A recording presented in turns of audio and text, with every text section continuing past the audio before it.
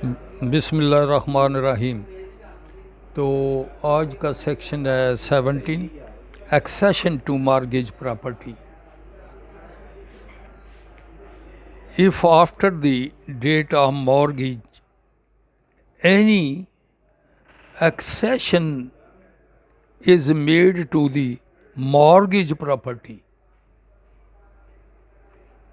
the mortgagee in absent of contract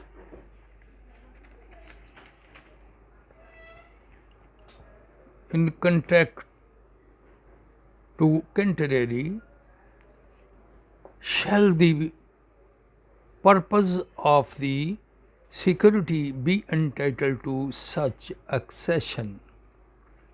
इसमें ये कहता है कि कोई आदमी या कोई जो प्रॉपर्टी मॉर्गेज रखी जाती है, कहते हैं in after the date of mortgagee की जो डेट गुजर जाती है, जो मॉर्गेजी ने रहन ली हुई ज़मीन की मॉर्गेज्ड है, उसकी मुद्दत गुजर जाती है।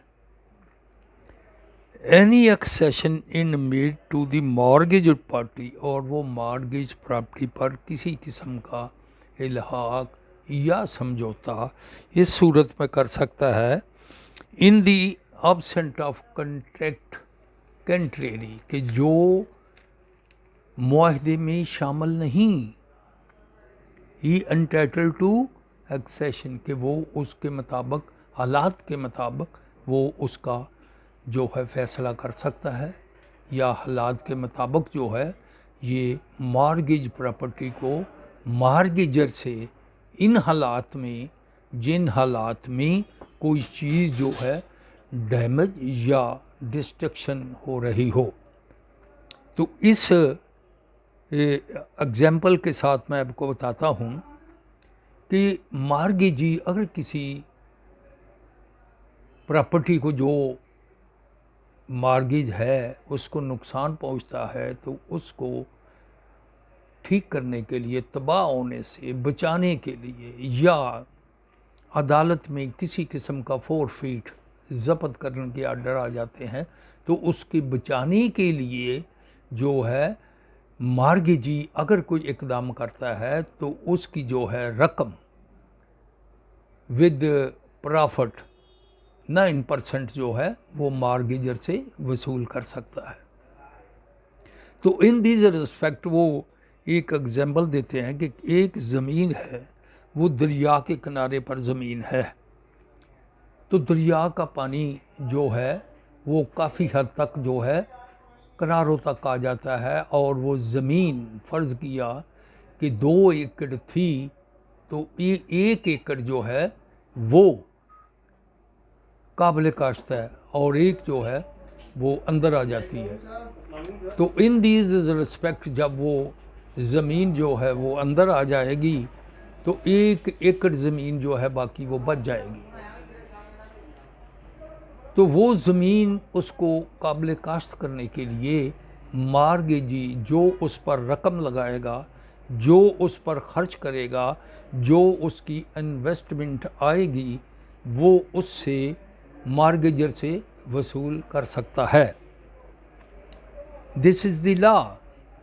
In other word, A mortgage may be a certain plot, building, land to a afterward creates house on the plot, कि वो एक प्लाट पर एक अपना घर बनाता है for the purpose of this security, कि वो इस सिक्योरिटी के साथ कि उसकी जायदाद जो है वो महफूज रहे।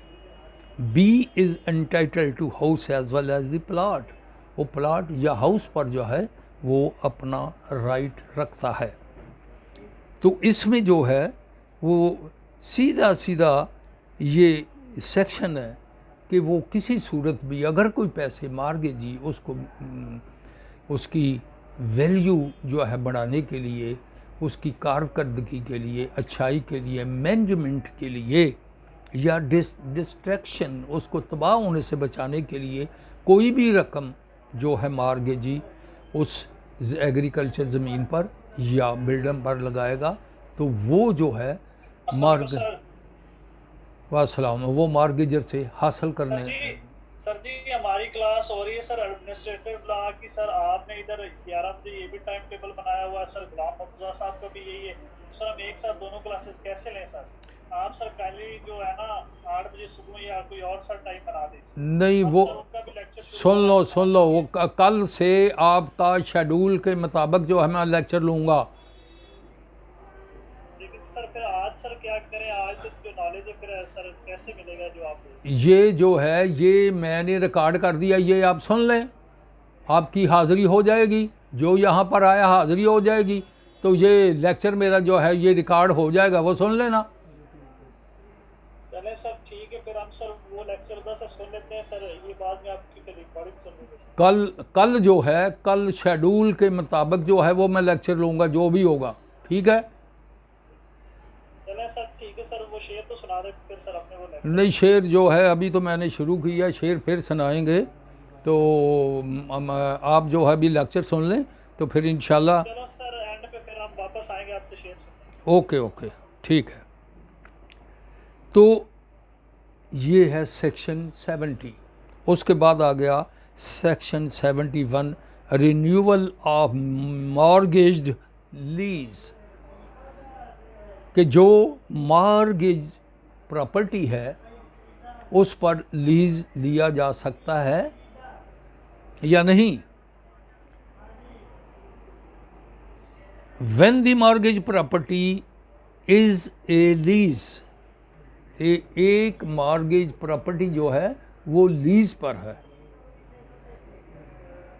ठीक है, उसको वो लीज पर है, and the mortgager obtain renewal of the lease, और जो मॉर्गेजर है उसके इख्तिताम पर अगर दोबारा उस प्रॉपर्टी का लीज देना चाहता है, the mortgagee is the absent of contract to the contrary, कि मुआहदे में वो शामिल नहीं कि ये आगे लीज दी जाएगी, लेकिन कुछ चीज़ें ऐसी होती हैं जो कॉन्ट्रैक्ट में शामिल नहीं होती लेकिन वो की जाती है। जैसे कि मैंने पिछले सेक्शन में आपको बताया था कि अगर एक आदमी किसी को बिल्डिंग जो है रेंट पर देता है या गिरवी रखता है, उसके इवज पैसे लेता है, तो रात को वो कब्ज़ा उसने दे दिया, रिहाइश रखी हुई है मैं फैमिली, तो रात को कोई तूफ़ान आता है, आंधी आती है, एक्ट ऑफ गॉड, कि कोई कुदरती आफत आती है और उसकी सारी चार दीवारी जो है गिर जाती है, मुसमार हो जाती है। तो this is the purely duty of the landlord, mortgagor, कि वो उसकी मरम्मत कराए। गो वो ना मालिक का कसूर है और ना मॉर्गेजी का कसूर है, लेकिन this is the act of God. तो फिर वो क्या करता है, वो कहता है कि किसी रीज़नेबल आदमी को कहता है कि मॉर्गेजर को कहो जी मैंने इसकी चार दीवारी करनी है, चादर और चार दीवारी का तकद्दस मजरूह हो रहा है, तो ये बड़ी ज़रूरी है। फिर वो किसी पब्लिक सर्वेंट के पास जाएगा, नहीं तो फिर वो अपनी जो है सेफ्टी के लिए जो वह दीवार तामीर कराएगा ताकि चादर और चार दीवारी का तकद्दस मजरूह ना हो। तो वो उसमें मॉर्गेजर को कहकर उसको जो है वो चार दीवारी करता है। तो वो मॉर्गेजी जो है मॉर्गेजर से इन दी प्रेजेंस ऑफ दैट उस पर पैसे लगाता है, उसको मरम्मत करता है, उसको अपने लिए काबिल इस्तेमाल बनाता है। जब वो बनाता है तो फिर अगर वो उसको वो बताएगा कि मेरे इतने पैसे जो हैं इस पर खर्च आए अखराजात आए हैं और मैंने अपनी ये सेफ्टी के लिए इसको जो है ये तामीर किया है, अगर वो पैसे नहीं देता तो वो कोर्ट में जाएगा, डिक्री हासिल करेगा और उस पर 9% जो है प्रॉफिट जो है उसको देना पड़ेगा। तो इसी सूरत में इसमें लॉ ऑफ एक्ट में किसी भी किस्म का अगर मुआहदे में कोई चीज़ शामिल नहीं तो कुछ ऐसी चीज़ें होती हैं जिनका करना लाजमी होता है। जैसे मार्गेज प्रॉपर्टी है जो मार्गेजर मार्गेजी के हक में दे देता है और पोजेशन दे देता है और वो यूज़ में लाता है, तो there is a 50% responsibility and right of the mortgager and 50% also the mortgagee। कि अगर कोई तीसरा आदमी आकर उसमें मदाखलत करता है या टाइटल को चैलेंज करता है या जो कुछ करता है तो दोनों को मिलकर उसको फेस करना चाहिए। अगर मार्गेजर के पास इतने पैसे नहीं, मार्गेजी जो अपनी गिरा खुद से लगाता है, तो after that decision of the case या कोई मामला रफा दफा हो जाता है तो वो हर हाल में जो है उसको जो है वो पैसे जो उसने मार्गेजी ने लगाए हैं वो मार्गेजर को वापस करने पड़ेंगे। तो इसी तरह से वो जो है दोनों अपनी कंसेंट से जो है वो रिन्यूअल ऑफ मॉर्गेज डीड कर सकते हैं। जी, right of mortgage to a possession, कि जब कोई mortgagee may spend and money as necessary, कि जब मॉर्गेजी जो है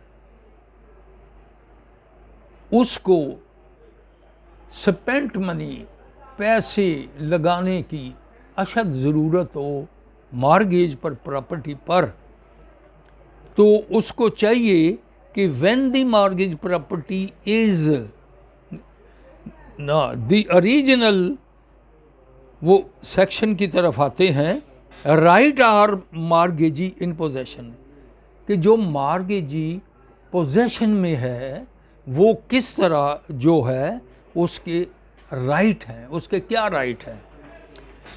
ए मॉर्गेजी एंड स्पेंट मनी, कि वो उसकी बेहतरी के लिए, कारकर्दगी के लिए, इम्प्रूवमेंट के लिए जो वो पैसे खर्च करेगा।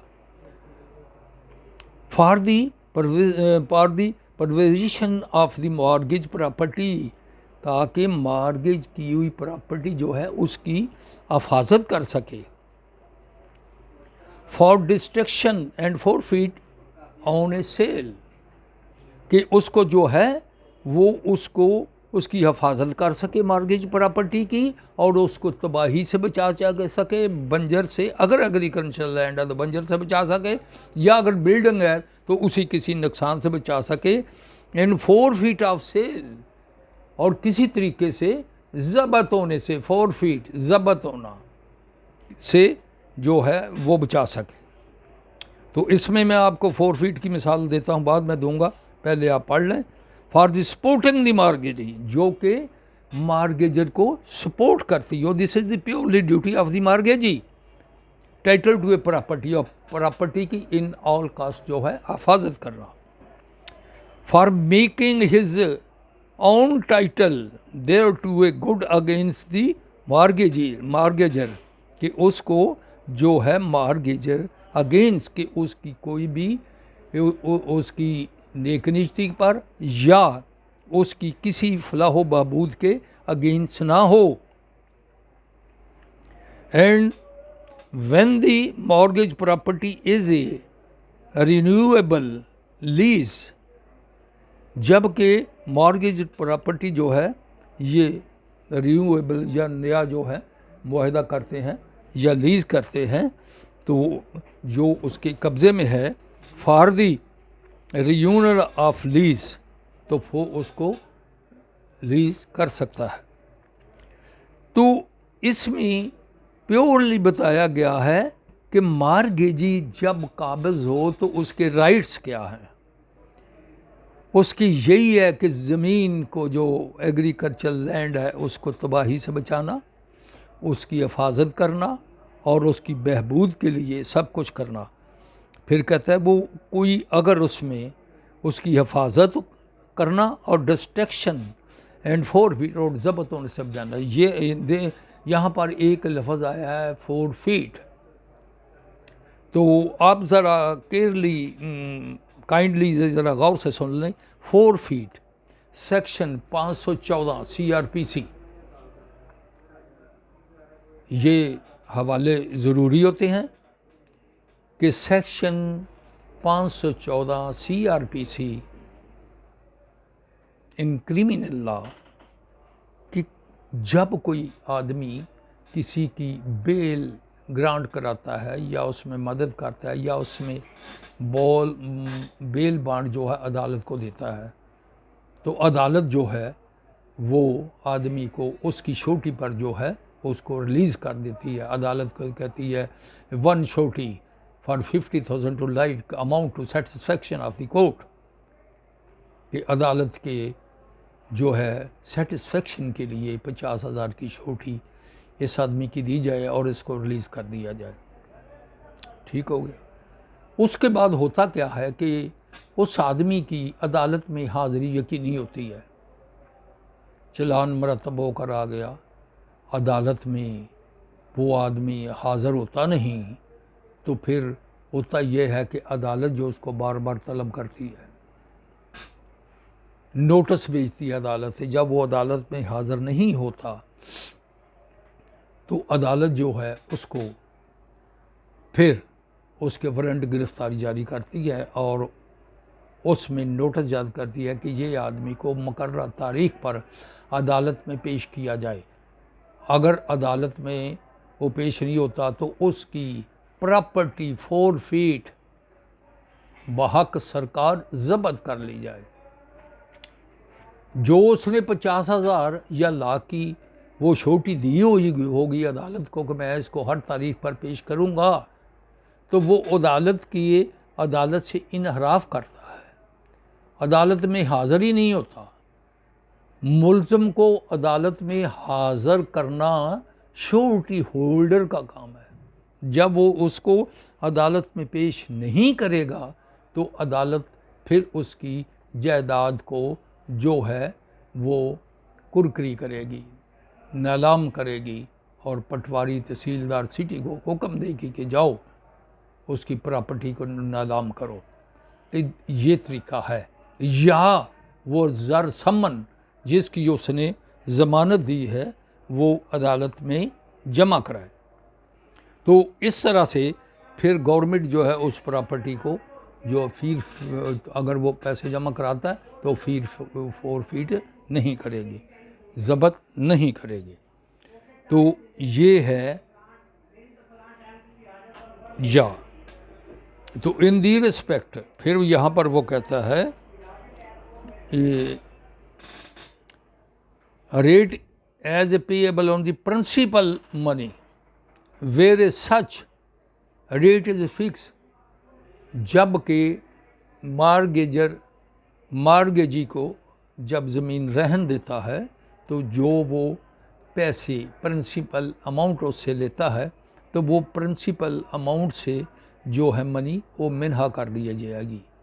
अगर फिर कहता है no such rate is fix, अगर कोई रेट फिक्स नहीं किया एंड 9% ऑफ द प्रीमियर के वो उसकी रकम जो है जैसे मैं बता चुका आपको 9% प्रीमियर के हिसाब से उसको अदा करेगा।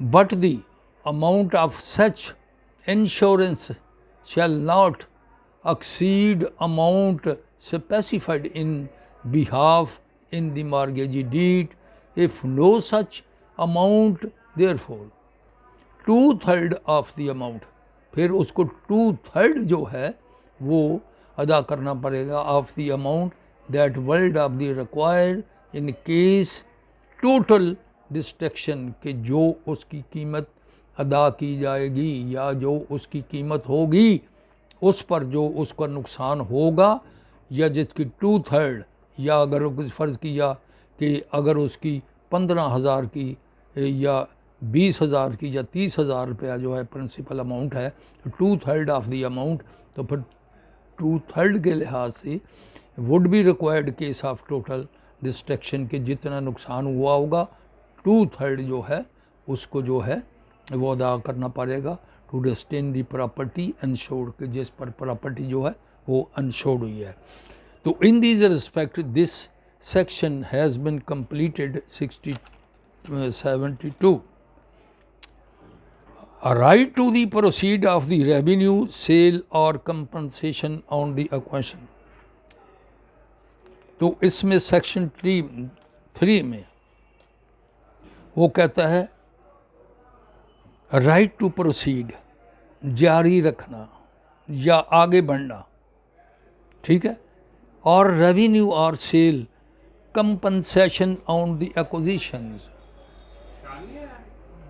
तो इस लिहाज से वो कहता है कि ये प्रोसीड करता है, जारी रखता है, या इसको रेवेन्यू फॉर सेल और compensation on acquisitions where the mortgage property or any part therefore and interest therein is sold on failure, कि जब वो इसमें किसी तरीके से वो फेल हो जाता है, कौन, मॉर्गेज प्रॉपर्टी, मॉर्गेजर जो है रकम अदा नहीं करता प्रिंसिपल अमाउंट दे, where the mortgage property any part therefore any interest there is sold owning to a failure, कि जब वो उस पर जो है वो फेल हो जाता है, नाकाम हो जाए, टू पे एरियर ऑफ द रेवेन्यू, कि वो एरियर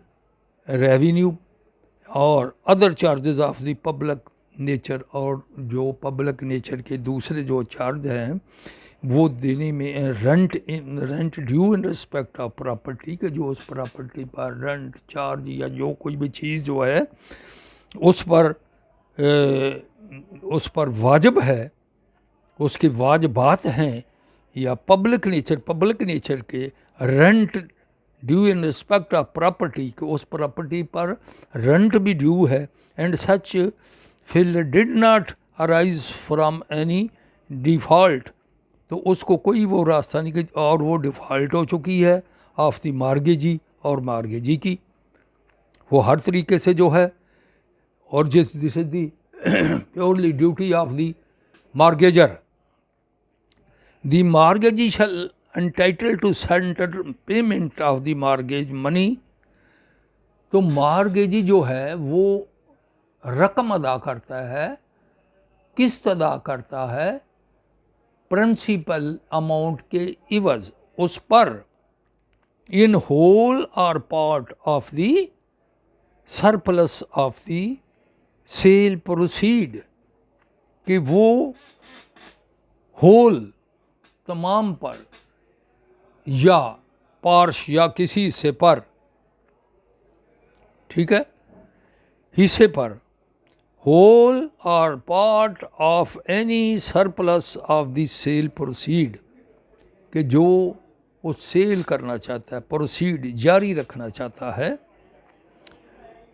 रिमेनिंग आफ्टर पेमेंट, कि जो जिसकी वो पेमेंट अदा कर देता है, of the arrear and all of charges deductions directed by law, कि जो कानून की नज़र से जो ने उसने वो चार्ज कर दिया, उसको डिस्ट्रक्ट कर दिया, एंड बाय लॉ, वो कहता है कानून की नज़र से जब उसको ने कोई चार्ज नहीं दिया या उसने कोई वो रकम अदा नहीं की या किस्त अदा नहीं की, तो जब मार्गेजी जो है वो किस्त अदा करेगा तो उसको जो है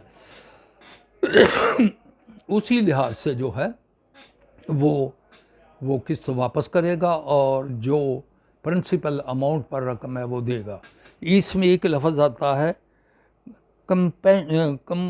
कंपनसेशन, हमदर्दाना, या किसी पर नरम लहजा रखना या नरमी करना। तो वो यही कहता है कि अगर मार्गेजर को कोई ऐसी तकलीफ़ है या वो ये रकम प्रिंसिपल अमाउंट पर जमा नहीं कर सकता और वाजिब हुई है, तो मार्गेजी की ये ड्यूटी है कि वो उसकी इन ऑल कास्ट जो है वो उसकी मदद करे। फिर वो कहता है सच क्लेम प्रिवाइल अगेंस्ट अदर क्लेम्स, कि ये जो होगा सच क्लेम वो उसके अगेंस्ट होगा, except those of the prayer, जो उससे पहले होगा, जिससे वो पहले जिससे इस्तिफादा हासिल करता है।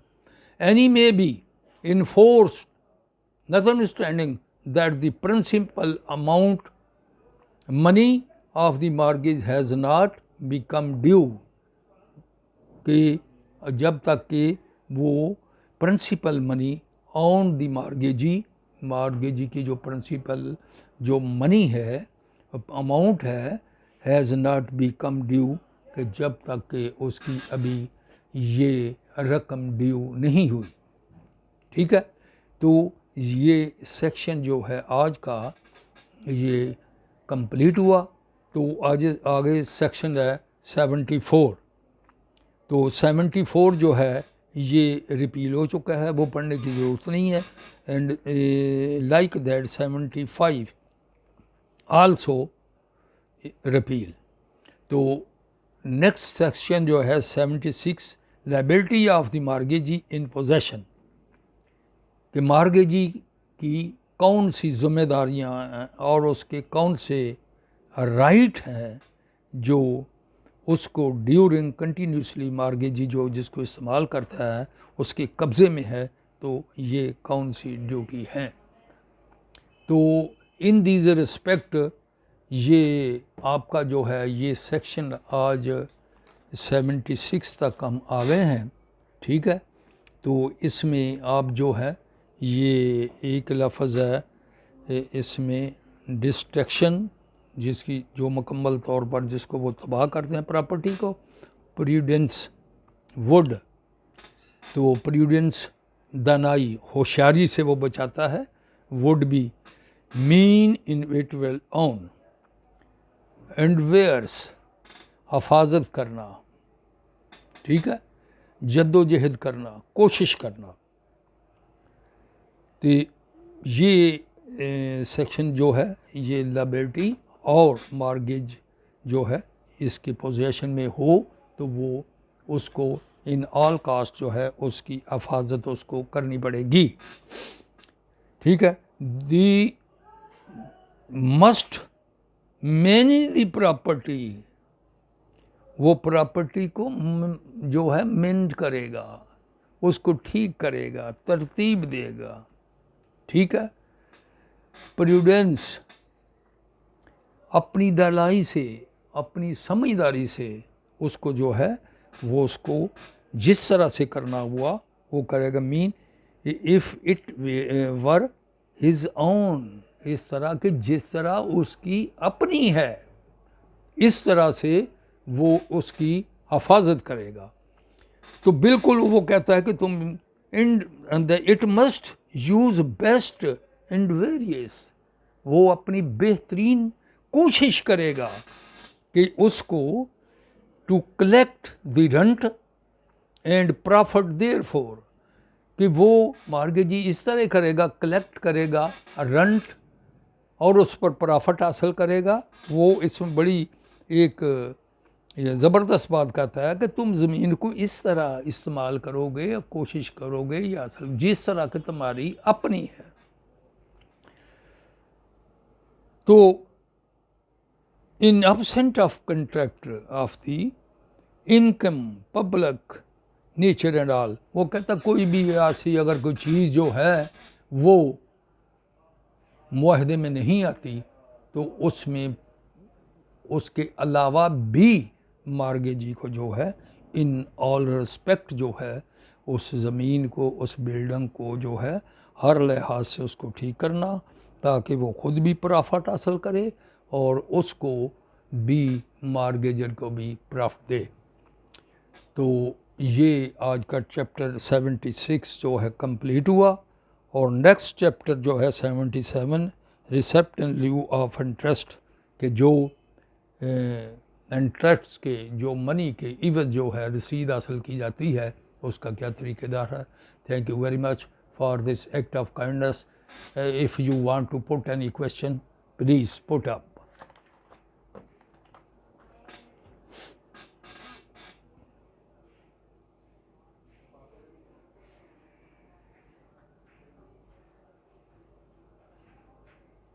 Okay, thank you.